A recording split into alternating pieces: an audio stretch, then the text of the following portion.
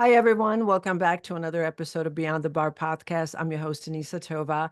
And today I do have a very special guest, actor Chris Noth. You may know him best from some of his iconic roles. Detective Mike Logan on Law and Order, Mr. Big on Sex and the City, Peter Florrick on The Good Wife. His career spans over decades. He's definitely an accomplished actor, but he's much more than that. And so we are here to get to know who he is outside of his acting fame and title. Welcome to the show, Chris.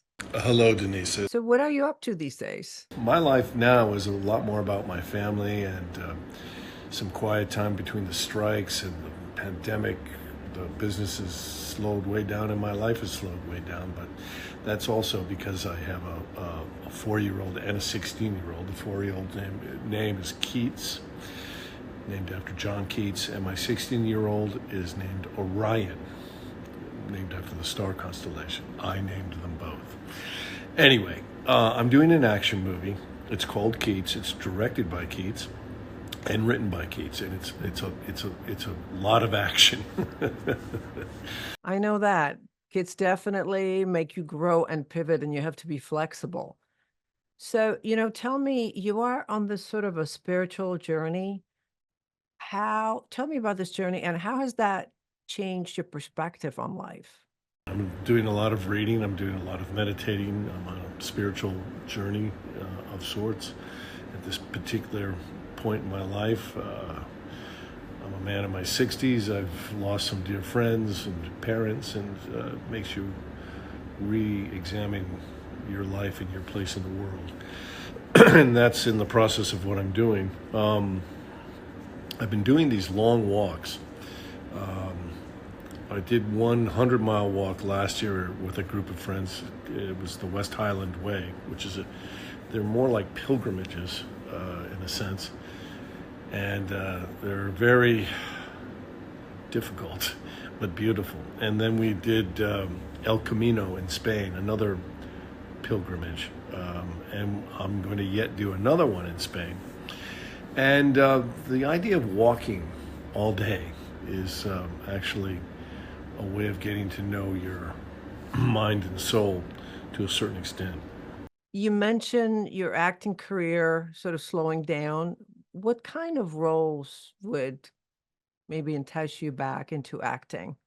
But I don't feel quite as obsessed about, competing in excuse me, I have a bit of a dry throat. In the world out there, if I can do a part, I commit to it wholeheartedly. But it would have to be really great to tear me away from my kids at this point. You've had such a diverse career from Law and Order, Sex and the City. What was it like working on some of those iconic shows? I did three or four really intense series, starting with Law and Order, which was my first love because it was my first big job, and it was at a time when you just weren't finding that much film and TV in New York City in the early 90s, late 80s. It was just like to be on a show like that was just incredible for me. And I really relished it and was very into it. And I think it made its mark. And then I left after 5 years. I mean, I never looked at it as a procedural, but it did become that. But those early shows, I think, are distinctively different than what it became later on, which happens to everything, kind of like New York, the way New York has changed from its original feel and look into a more sort of city that reflects Sex and the City, for instance, where fashion and very high-end stores and restaurants and things like that, which there's a place for, but the whole of Manhattan shouldn't just be that. So wait, so what attracted you to the show like Sex and the City? I went into that show with absolutely zero expectations. I was intrigued by the last line of the pilot. Have you ever been in love? Abso-fucking-lutely.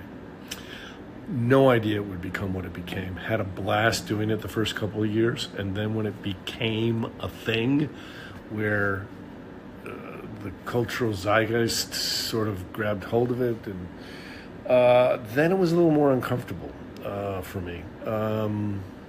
I didn't understand the fascination between Carrie and Big. I never have. It was just, it was fun to act. You know what I mean? It was a good time to act it, but it was just a part, And I didn't give it too much mind, but it became something different that I don't really understand. And after that, I did The Good Wife.